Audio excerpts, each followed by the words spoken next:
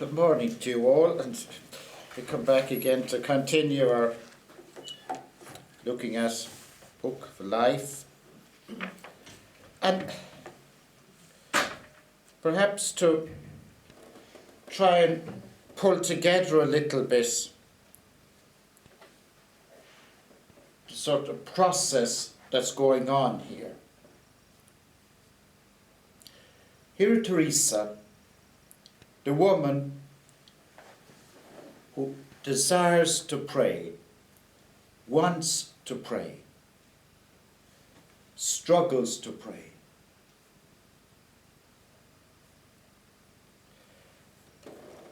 But as the process goes on,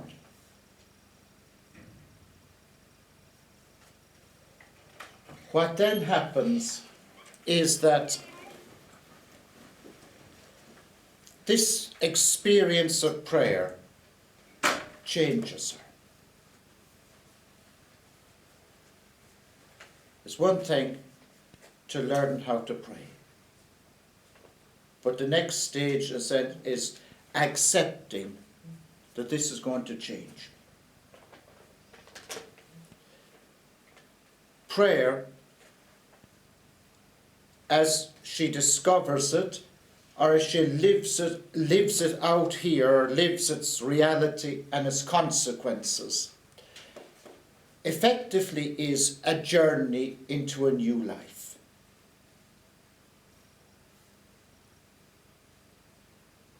Or another way of putting it, we cannot pray and expect to grow in prayer without accepting the fact that this is going to change everything. Nothing is ever going to be the same again. It is a journey into an unknown world.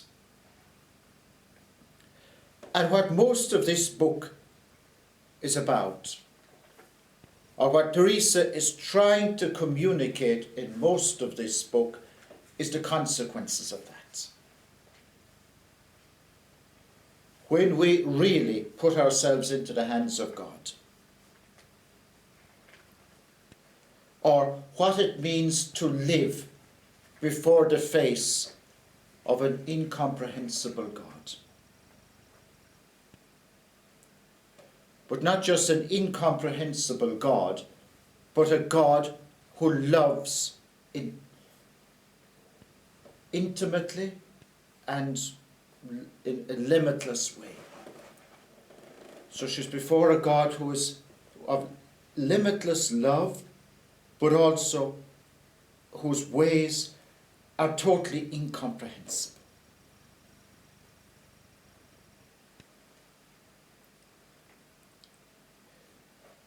But the process does not stop there. The process goes on to another stage. And that is that this gives life.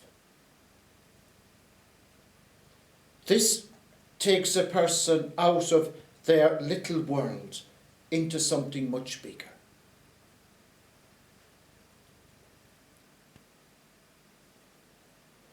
So hence what happens in this process that Teresa is bringing us through is that Teresa becomes the writer, the teacher, the founder, etc.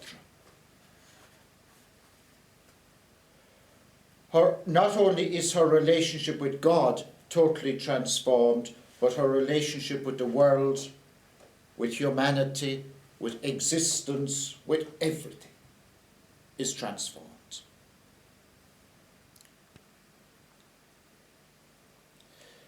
That's where prayer takes her to.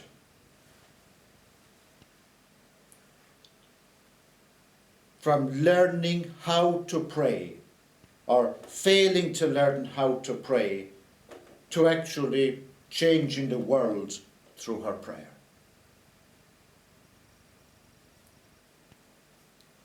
And that is ultimately Teresa's discovery. This is what changes the world. This is what the world most needs. So that's the journey that she's giving us here.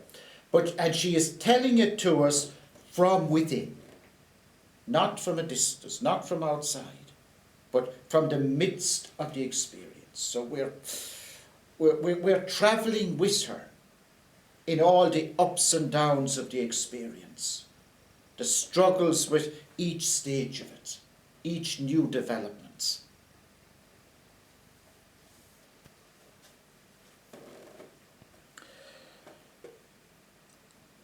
So this morning then, we want to go to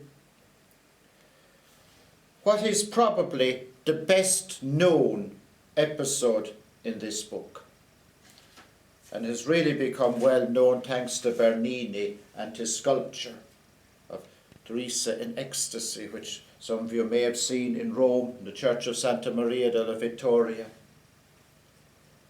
And he, in a sense, has made this episode so famous, but it is a very important episode in this book. It comes to us in chapter 29, which is only 2 chapters after what we were looking at last night. But it's a new stage.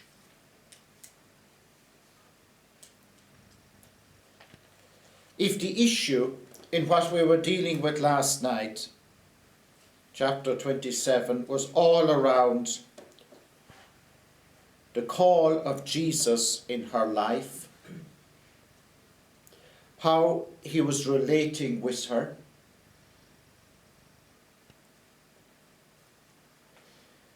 now the issue, we could say, becomes much more personal. Last night's issues around words and calling and relating, now it becomes physical. What's being explored here by Teresa is the relationship between the spiritual and the physical. And we in our days would probably add into that the psychological. That word didn't exist in Teresa's day, though she understood it and struggled with it. There was no language to speak about it. So in the past 150 years that we've acquired a language, whether we've acquired more understanding or not, that's another matter. But a language we have acquired. And so that is the fundamental issue. It's what the relationship between the spiritual and the physical. We've already seen how Teresa put such a strong emphasis upon the physical. Because we're humans, we're not angels. Jesus was human and divine. He had a body. He lived human life. But here now we have a whole series of events she's recounting to us about God making his presence known. Jesus making his presence known. And that presence is experienced in all sorts of ways. And interestingly, in both experiences of his presence and of his absence. And she describes it in terms of wounds and wounding. Love wounds.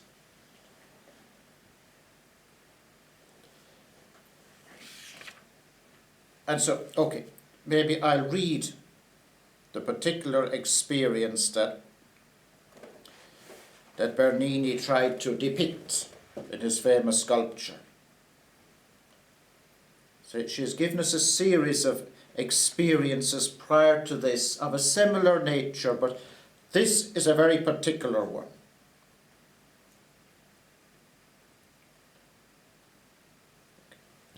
This is in chapter 29, it's paragraph 13. The Lord wanted me, while in this state, to see sometimes the following vision. I saw close to me towards my left side an angel in bodily form. I don't usually see angels in bodily form, except on rare occasions, although many times angels appear to me, but without my seeing them, in the intellectual vision I spoke about before. That was the one we looked at last night, different kind of. This time, though, the Lord desired that I see the vision in the following way. The angel was not large, but small. He was very beautiful, and his face was so aflame that he seemed to be one of those very sublime angels that appear to be all afire. They must belong to those they call the cherubim, for they didn't tell me their names. But I see clearly that in heaven there is so much difference between some angels and others, and between these latter and still others, that I wouldn't know how to explain it. I saw in his hands a large golden dart, and at the end of the iron tip there appeared to be a little fire. It seemed to me that this angel plunged the dart several times into my heart, and that it reached deep within me. When he drew it out, I thought he was carrying off with him the deepest part of me, for he left me all on fire with great love of God. The pain was so great that it made me moan, and the sweetness this greatest pain caused me was so superabundant that there is no desire capable of taking it away, nor is the soul content with less than God. The pain is not bodily, but spiritual, although the body doesn't fail to share it in some of it, and even a great deal. The loving exchange that takes place between the soul and God is so sweet that I beg him, in his goodness, to give a taste of this love to anyone who thinks I am lying. That's her account of this event. Like the one last night where she had absolute certainty, but nothing visual, here she's got very definitely something visual. But yet, that visual isn't quite explaining what's happening here. So it's not physical. And that is very important. But yet the physical is affected by the spiritual. We relate with God through every dimension of who we are. Our bodies, our minds, our hearts, every dimension of us, physically, psychologically, emotionally, every dimension of who we are. That's how we relate. God relates on a different dimension, the spiritual, in that deepest place within us.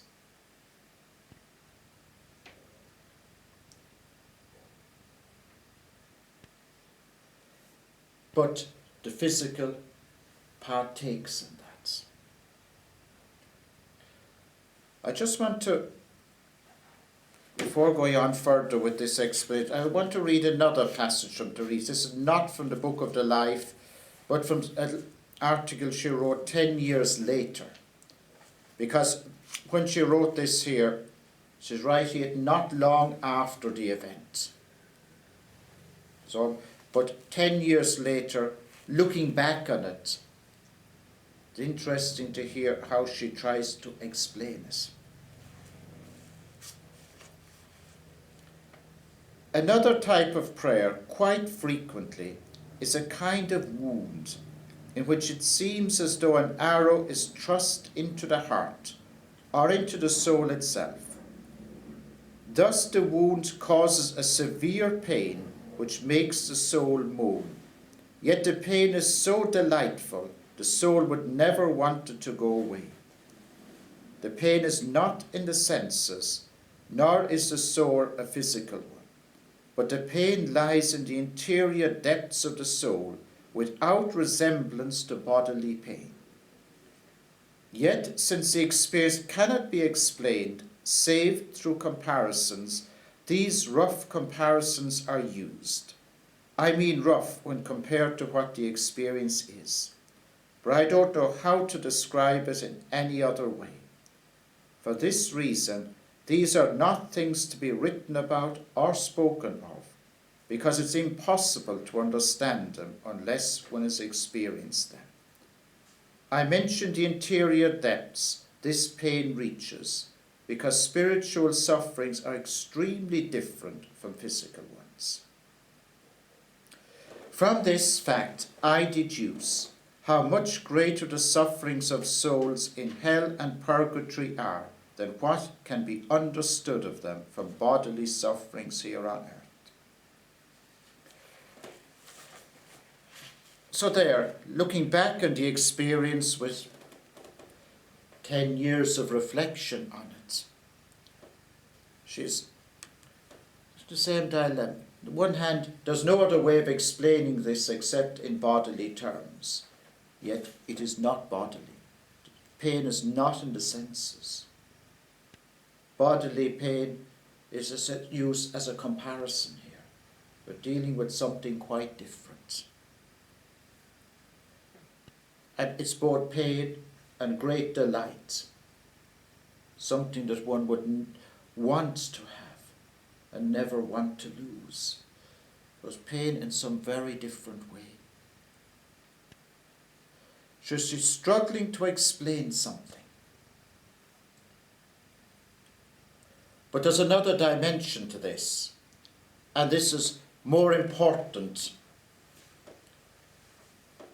in the whole, or I might say, the course of Teresa's explanation here. Whatever takes place, whatever event has taken place here, is spiritual, is incomprehensible to the person. What we can see and have an understanding of are the effects. And that's always what Teresa looks for, the effects.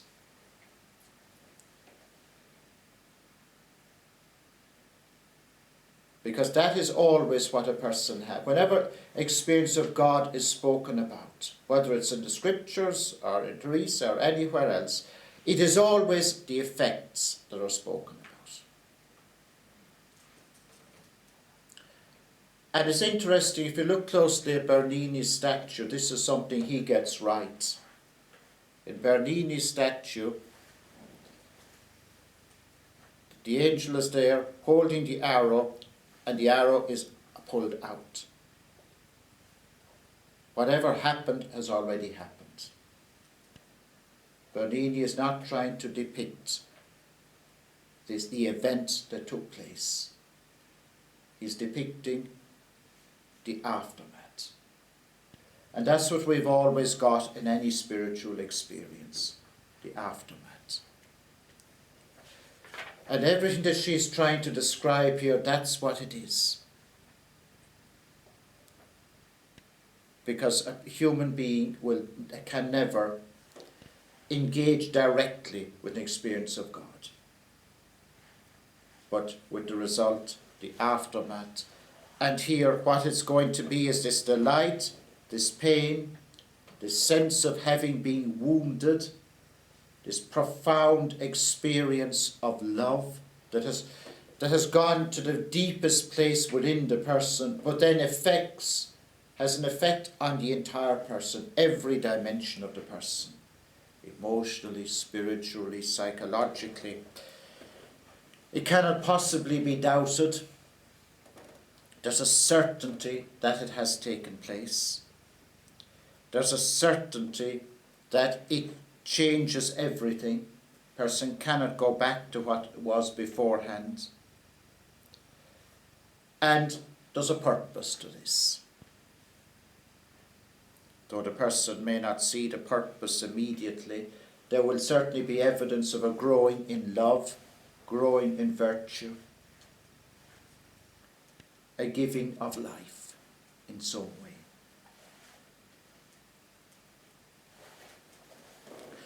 And what is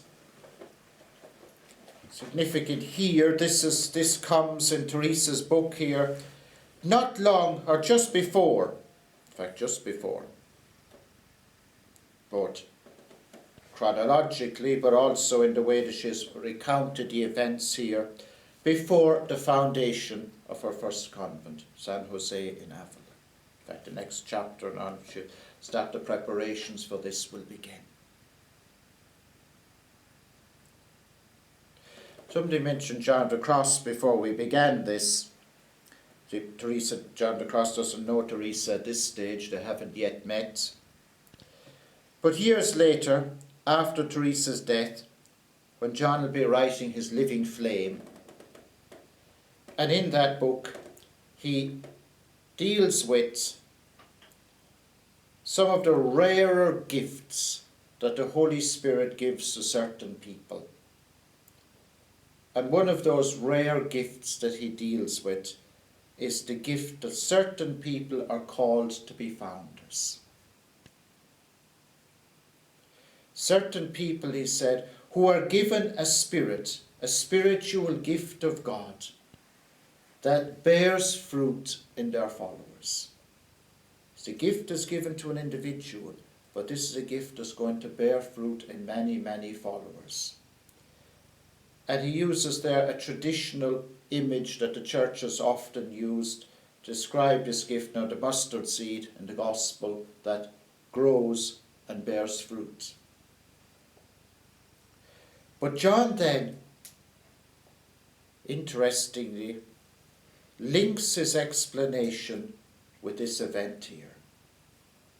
He doesn't mention Teresa, but undoubtedly it's Teresa he's got in mind.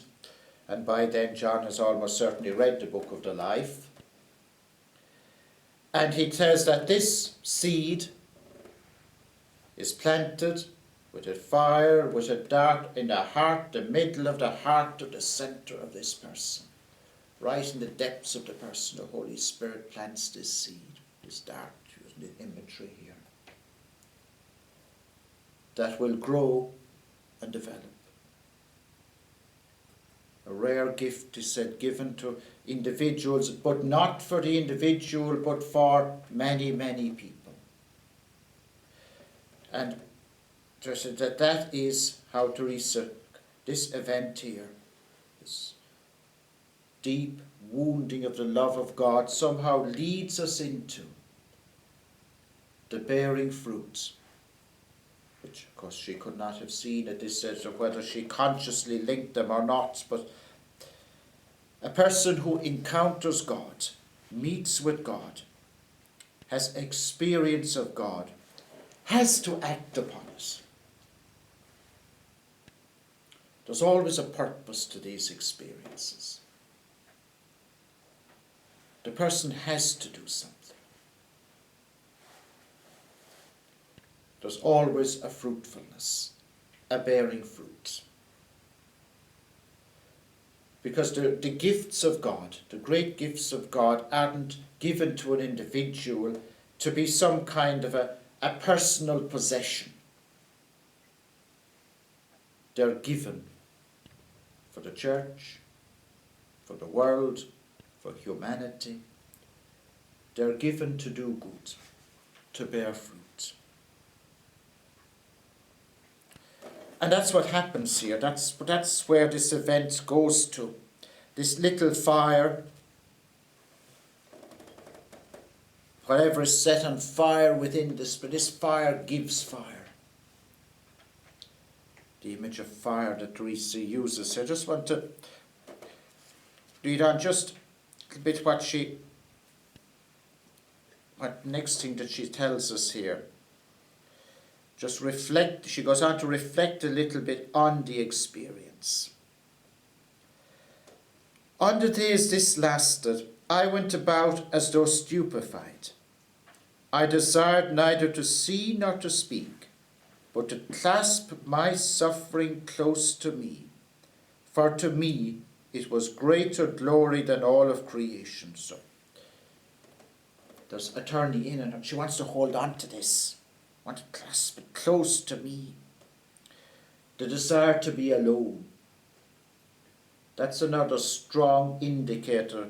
Later, 12 years later, when Teresa writes the Interior Castle, she'll say that's a strong indicator that an experience is of God. When a person has a desire to be alone, a pull towards solitude, want to spend time alone, it's an indication that this is of God. But of course it doesn't work like that. And even in a very superficial way, Teresa here is reminded of this.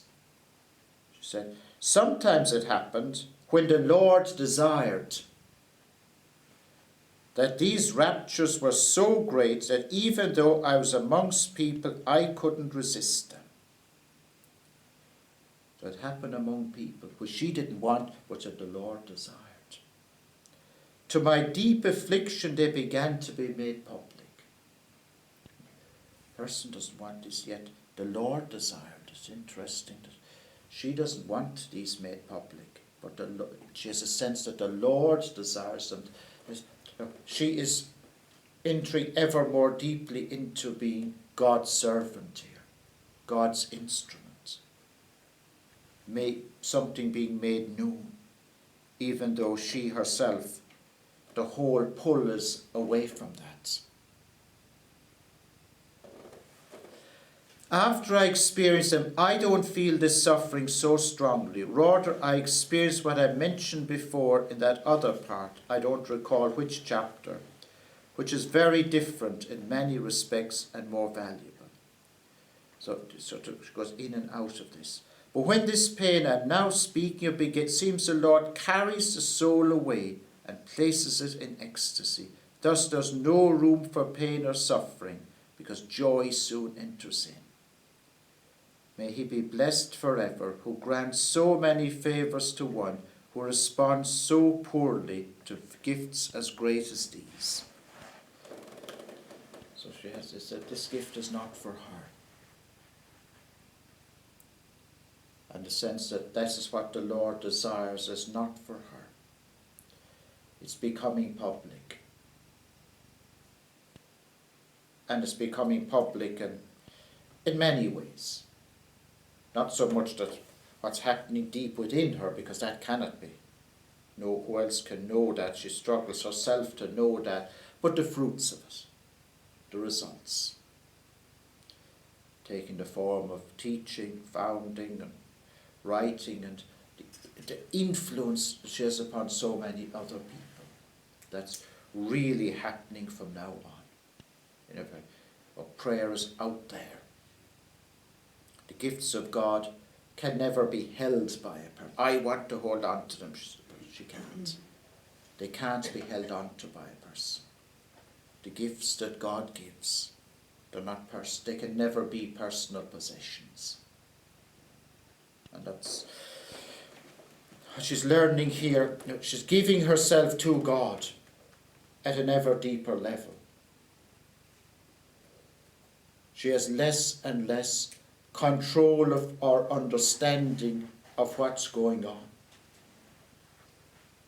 but a growing sense that this is what God wants, and this is bearing more and more fruit. This is doing more. There's a bigger purpose to this, a bigger purpose that she cannot see, but that God sees. And that is an important dimension of prayer. The person who prays is opening themselves up more and more to the bigger plan of God, both for their lives, but more importantly, for the bigger plan of God for humanity that they are part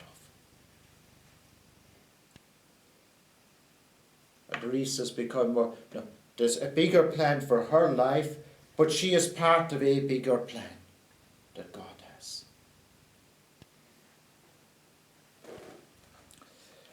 And these experiences are, in one way and another, opening her up to this.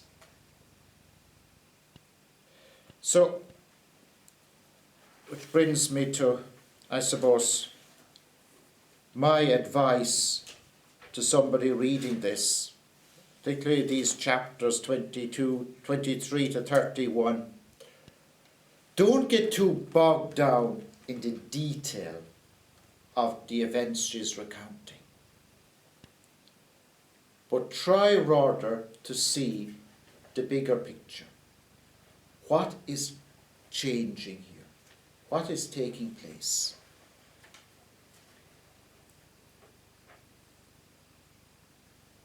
She is changing. Her life, she tells us, is unrecognizable from what it was. This is a new life. This is a woman who has landed on a new planet, trying to find her way around the place. The planet where God is working in her life. So don't get too caught up in trying the minutiae of the experiences, but rather see a bigger picture. A human being struggling to relate with a God who is making himself known in all sorts of ways. But more importantly, a God who is preparing her for bigger works, bigger tasks that lie in the future, that at the moment are unseen and not even imaginable.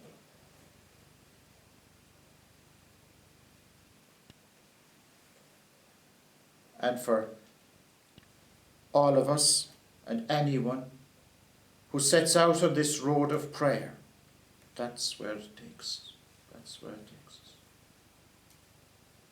To more and more God's plan taking over in our lives, and we becoming part of the much bigger plan that God has. Yet always unseen. It's like groping in the dark here. Struggling with two things all the time. These profound experiences of love, which are often experienced as pain, as presence, as absence, and the total inability to comprehend or to express what's going on.